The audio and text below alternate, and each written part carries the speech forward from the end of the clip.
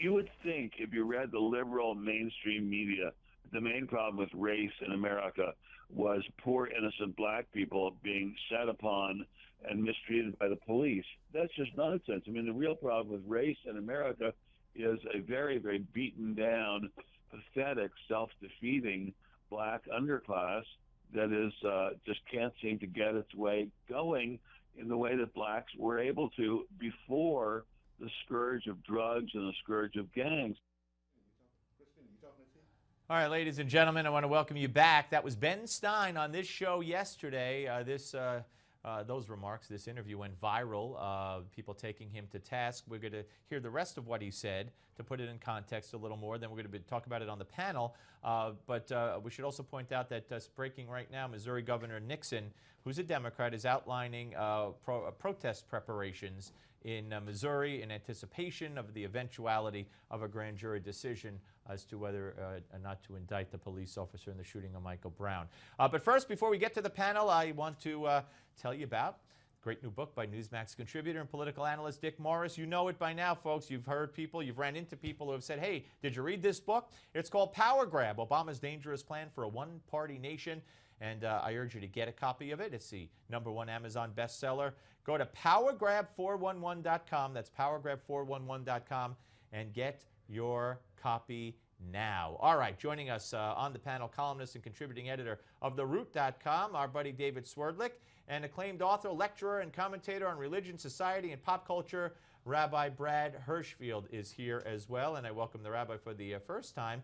All right, so let me start though with you, David. Actually, first let's play a little bit more. Okay, we don't have David. Okay, so but still, let's play the other part of Ben Stein so we could just hear a little more of the context of what he said. It's an amazing thing. Blacks were on their way in this country, even after the horrors of slavery. And then drugs came in, the destruction of families came in, and the crisis in the black community is just absolutely unbelievable. And that, it seems to me, is something Mr. Obama could have addressed, and he has ignored it completely. Yeah. All right, so there you go. All right, so we're awaiting David Swerdlick. We're having some technical difficulties with him, but Rabbi, I'm glad you're here. So talk to me about what you thought of Ben Stein's remarks. Steve, it's good to be here. I think that Ben Stein was 100% correct about 50% of reality. And what I mean is that we have a culture in this country for the better part of a half century in which most people have confused making progress on the issue of race with finger pointing. Half the population willing to say it's all their fault, and they largely look at white society, and the other half saying it's all their fault, largely looking at African American culture. It seems to me the real issue is to get forward is people are going to have to look at themselves and ask, where can I play a better, more productive role?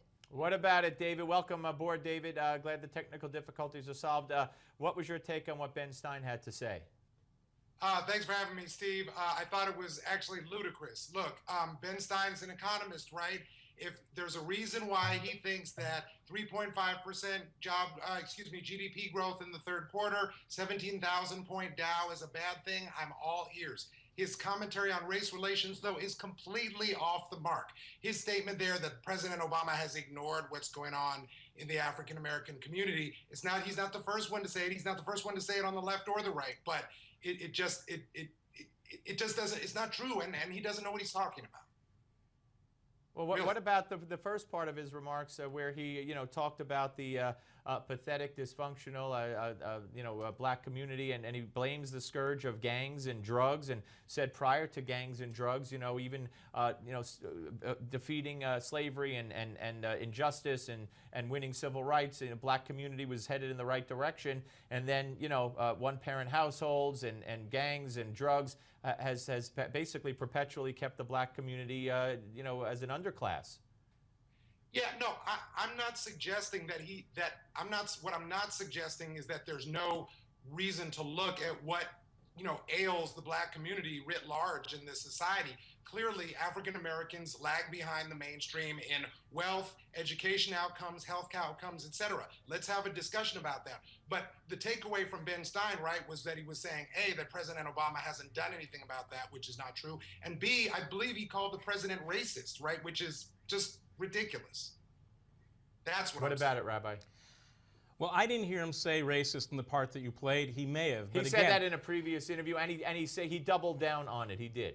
So I think that's probably misguided and silly. But what's not misguided and silly, and where I think he stepped on a landmine for some people, but frankly, it's an important part of the discussion David wants to have, is where is the issue of personal responsibility? Now, I want to be clear. Personal responsibility happens in a social context. So I'm not talking about people going to pull themselves up by themselves, but I am talking about when finger pointing becomes a substitute for taking personal responsibility, we have a problem. We will extend that discussion to Ferguson, an announcement by the governor of Missouri just now about preparations for protests when they have their verdict. So we'll talk about that when we come back with David and the rabbi. Don't go away.